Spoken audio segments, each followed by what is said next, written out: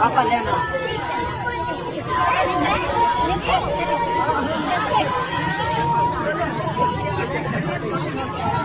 आते जाए आगे आई सर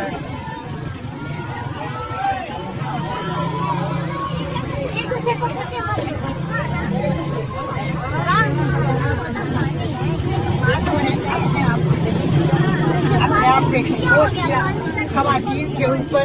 इस दिसंबर के रातों में ठंडा पानी उसकी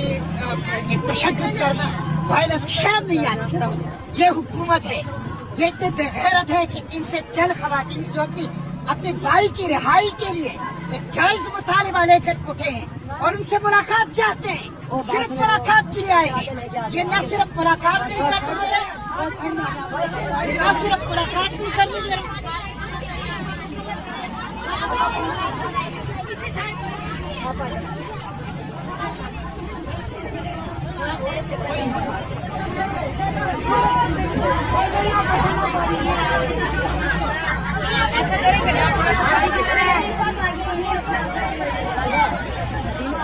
आगे वो आगे